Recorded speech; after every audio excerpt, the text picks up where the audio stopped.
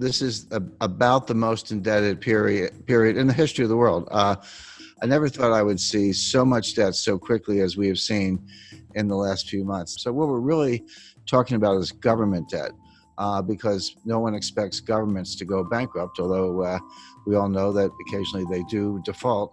We've seen many cases of that, but certainly not the United States or the UK or Spain or France. No one expects any of those countries to default anytime soon. But the way I think about debt is I use the debt to GDP ratio, because debt is not automatically a problem. It may be a problem or it may not be a problem. It all depends on how much income or output you have to service the debt. So just to give a simple example, let's say you have a credit card and you have a $50,000 balance on your credit card. You owe the bank $50,000. Is that a problem? Well, if you make $20,000, it's a big problem. You're probably going to go bankrupt. But if you make $200,000, you could probably, write a check and pay it off. So the answer as to whether the debt is a problem or not can only be thought about in relation to your income. And so I use the debt to GDP ratio. I say, how much debt does a country have? How much debt is outstanding? And how big is their GDP? And when you use that ratio, if you're at, say, 30% or even 40%, that's a comfortable ratio. Yes, you have some debt, but you also have, say, a strong economy and your ability to service the debt by collecting taxes or other sources of revenue is very reasonable, and that debt level is sustainable. But when you get up to 60% happens to be the level under the Maastricht Treaty, where the members of the European Union are not supposed to have debt in excess of 60% of their GDP. Now, many of them do. I'm not saying this is a hard and fast rule, but that's where Angela Merkel gets a little bit upset when you're above 60%. And Spain and France and some other, Italy certainly are above that threshold. But there's another threshold that's important, which is 90%. And 90% comes out of the research of Ken Rogoff and Carmen Reinhart.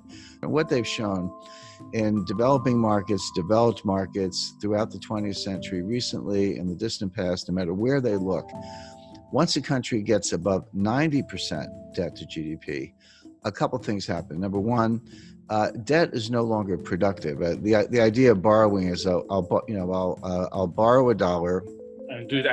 I'm going to do something with that money. Huh? Yeah, I'll borrow the $1, I'll spend the $1, but I'll get $1.20 of GDP because, I'll spend it on something, but then the recipient, he'll spend it, and then someone else will spend it. And by what's called velocity, or the turnover of money, you'll actually get more than you borrow. That's Keynesian economics, very simplified version of it. But what Rogoff and Reinhart have shown is once you get past 90%, that's no longer true. You borrow $1 and you spend $1, but you might only get 90 cents or 80 cents of GDP. In other words, you reach a point where you cannot borrow your way out of debt. You cannot borrow your way to get enough productivity to get out of debt. And then you're sort of in a doom loop or a death spiral. Well, I mentioned 30% is comfortable, 60% is a problem in Europe, 90% is this critical threshold. The United States today is at 106%.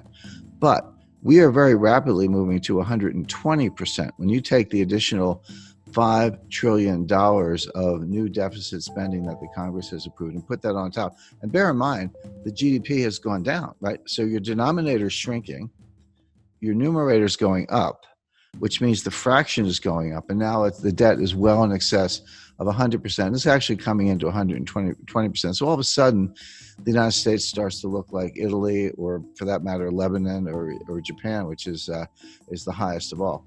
Now, the modern monetary theorists, MMT, modern monetary theory, whom I completely disagree with. I know a lot of them. I know Stephanie Kelton. She's a big brain. She's one of the thought leaders. She has a new book coming out. They say, so what? They say it doesn't matter. That you can take your debt to GDP ratio to not only 100%, but 200%, or in theory, even 300%. It just doesn't matter for two reasons. Number one, you can always print the money to pay off the debt. By the way, everything I'm talking about does not apply if you're borrowing in a different currency. If you're Argentina and you print pesos, but you're borrowing in dollars, that's a problem because you can't print dollars. But of course, the United States can print dollars. The ECB can print euros. Bank of Japan can print yen. And if that's the currency of your debt, just print up the money. What's the problem? And they have other solutions. If inflation starts to take off, just raise taxes. I'm not so sure about that. You've borrowed yourself into oblivion. You get inflation, and you think you can tax your way out of it. That doesn't sound like a very good way to go. But the bottom line is that all the countries, starting with the United States, but all the major developed countries, are now in these sky high and rising debt to GDP ratios. Now the question is, what's going to happen next? Interest rates are extremely low. The central banks have made them low. So the debt service is not that great. The debt is huge, but if you're only paying, a fraction of 1%, it's not as if you're incurring a lot of interest expense, which of course adds to the deficit. So that's the first thing. We don't have inflation. People who say that, the money printing that the central banks are doing to buy the debt, which they are, is inflationary. That's not true. That's a kind of gross misunderstanding. Comes out of Milton Friedman, et cetera. It's not true. What does cause inflation is velocity, which is the turnover of money. People lose confidence in money, and they spend it, and someone else gets it and they spend it. Everyone's spending it because they want to run into hard assets, land, gold, silver, fine art, real estate, et cetera, or just buy a car because they think the price is going up, or a refrigerator, whatever it is. If you get that kind of velocity, inflation can happen very quickly. And we saw this in the late 1970s. So the real warning is not that any of these countries are going to default on their debt. They're not going to default on their debt because they can print the money. The danger is inflation. Now, if you said, do I see inflation right now? Absolutely not. We're going to see deflation, which is a different kind of danger. Deflation causes debt defaults because Japan has been trapped into that for 30 years. Yeah, and Japan's been in a depression, in my view, since 1990. My view, the U.S. has been in a depression since 2007.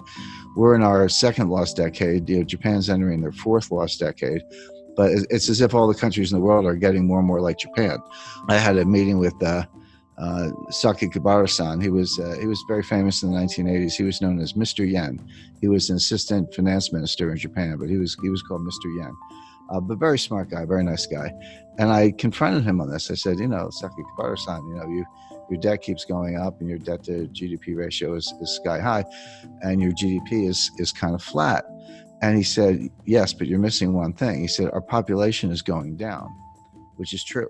So on an overall basis, they're flat, but on a per capita basis, their GDP is actually outperforming. So I said, so the logic of that is someday there'll be one person left in Japan and she will own the entire country and be the richest person in the world. Well, it's very bad for Argentina, and here's why. If you, or Chile for that matter, if you borrow in dollars and then we have deflation, what does that mean?